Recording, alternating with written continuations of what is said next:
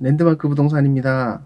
오늘은 계약 기간 전에 이사 나가야 할 때 많이들 궁금해 하시는 궁금증들을 모아봤습니다.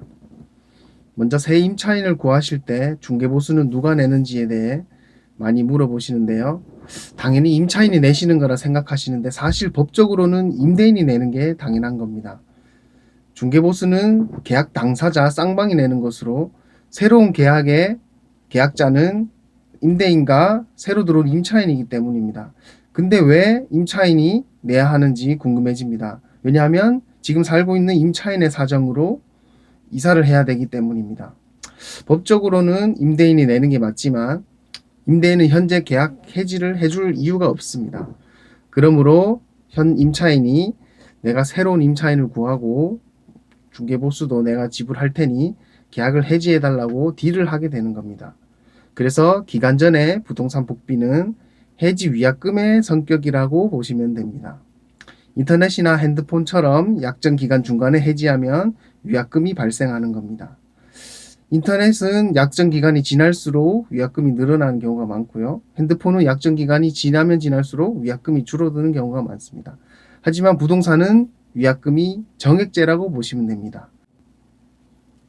그래서 2년 정도 계약 기간 중에 1년 반 정도 살다가 나갈 때 임차인이 부담하려니까 너무 임대인한테 유리한 거 아니냐고 생각이 들 수가 있습니다. 정액제다 보니까 그렇습니다. 기간 초반에 해지를 하는 거면은 덜 아깝게 느껴지는데요. 만기 다 돼서 비용을 다 지불하기는 좀 불합리하게 느껴질 수는 있습니다. 하지만 앞에서 말씀드렸듯이 임차인의 사정으로 나가는 거기 때문에 어쩔 수가 없는 경우입니다. 그리고 또 임대인이 기존의 임대차 조건보다 더 비싼 월세나 전세금을 올려서 임차인을 구해달라고 하는 경우가 있습니다. 사실 이것도 어쩔 수가 없습니다. 뒤에 계약은 새로운 계약이기 때문에 기존의 계약자와 재계약할 때 적용받는 임대료 인상의 상한 같은 요율도 적용이 되지 않습니다. 월세일 경우 언제까지 월세를 지불해야 되는지도 많이들 물어보십니다. 새로운 계약자가 들어오기 전까지 월세를 다 부담하셔야 됩니다. 중간에 이사를 나가시더라도 공실로 비어져 있더라도 월세를 다 부담하셔야 됩니다. 중개보수에 대한 현금 영수증은 임대인에게 발행합니다.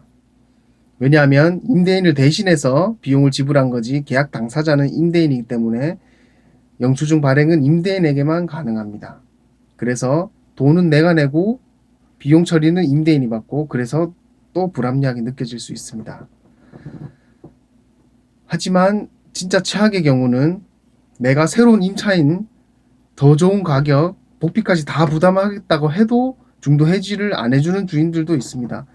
주인도 어쩔 수 없는 사정이 있을 수가 있습니다. 이 본 계약 기간이 끝나면 주인이 이사 들어오기로 했고 지금 남은 기간은 7개월, 8개월인데 그 기간 동안 새로운 임차인을 받는 건 원치 않을 수가 있습니다.